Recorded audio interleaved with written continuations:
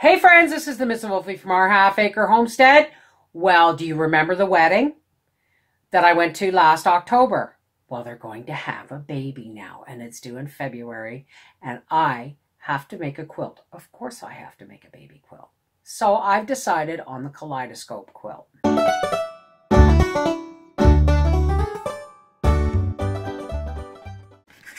Now, the truth is, I'm making a baby quilt, and I'm pretty sure it's going to be a boy, even though I thought it was a girl, because this block fought me and won. Now, I know everyone wants to see the side of quilting that's all just beautiful and easy and simple, but it's friggin' not, folks. In order for a scrap quilt to be actually, you know, this quilt's important. Why? Because it's for my grand niece or nephew who is due in February. Now, when I make a special quilt, especially when it's like a baby quilt or something, I always try and add something extra of me. Well, I do that in all my quilts. But this particular quilt will probably be the only quilt this baby ever gets from me because I'm getting too old to do this. So what I want is some history in this quilt. Now this used to be a topper for my shower curtain. What I would do at Christmas time is I would go to the dollar store and I would buy a cheap plastic shower curtain liner. Solid green, solid red, solid white, whatever. Preferably solid green. And then I would take a bunch of Christmas fabric squares and I would make like a crimped topper like you would for a drape. And I would sew it right to the top of the shower curtain. And that way I had a Christmas shower curtain for what it cost me at the dollar store to buy a shower curtain liner.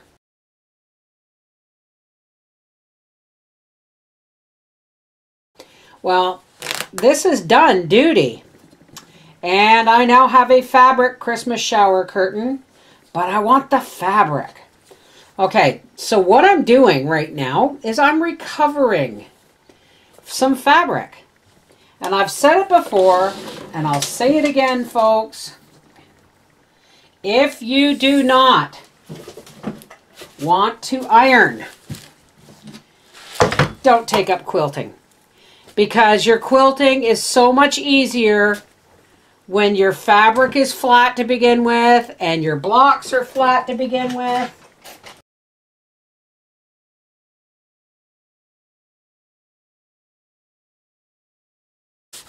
It's a scrap quilt, folks.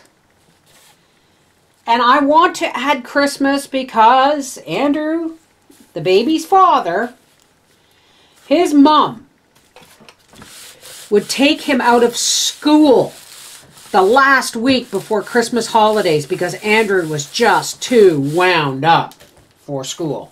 I want, try and get all the seasons in here, fabric with memory to it. All those things. I'm ripping apart things. This is one of the things about scrap quilting. You really do use scraps. I love this. It's white with gold fleck. And what I may want to do is I may want to fold this up before I completely and see if I can't get one block. Okay, well, let's try it this way. More than one way to fold a square. Let's try it like this. Oh, you know what? That's going to work. That is going to work. So, I folded it this way so that, because I know now it's going to work, I'm just going to iron it like that.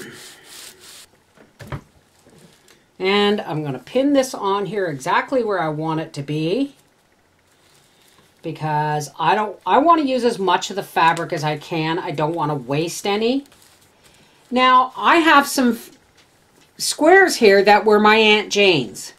And I'd like to incorporate them into this baby's quilt because this fabric came from the baby. Okay, let me see. It's my aunt, Andrew's great aunt. So this fabric would be coming from the baby's great great aunt. Okay, but I also wanted to incorporate some into Arthur's and Mel's quilt. So I'm going to say 5 blocks for that because I want to make sure I get some of that. See, it's not just about quilting, folks. It's about history. So what I'm going to do is I'm going to sew some of these together. I want to make sure I have at least 8 pieces. 1, 15, 16, 17. An inch to grow an inch. Look at that. It's like it was meant to be. Okay, so I'm going to sew these together in blocks of 4. And we'll be back. Okay, so now I've sewed together 4 blocks of that striped pattern. I don't care that this pattern doesn't actually match. And now I'm going to put them all together. All I cared about is that the lines all kind of went in the same direction. Now, 2 of these little squares would not fit 1, but 4 of them put together might just make 2. Let's see. Now we just want to make sure that the shortest edges are always there. And look at that.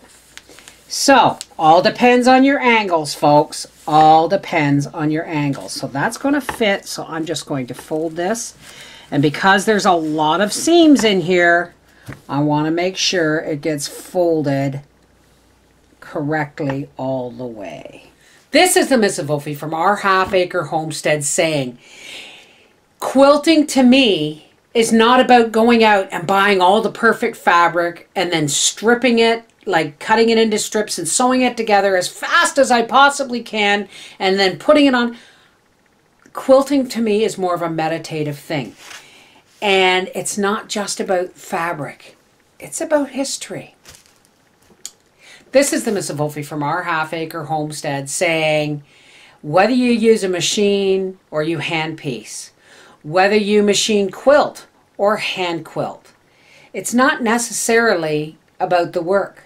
It's about the history and the love and the thoughts that go into it. Right? Take care. God bless.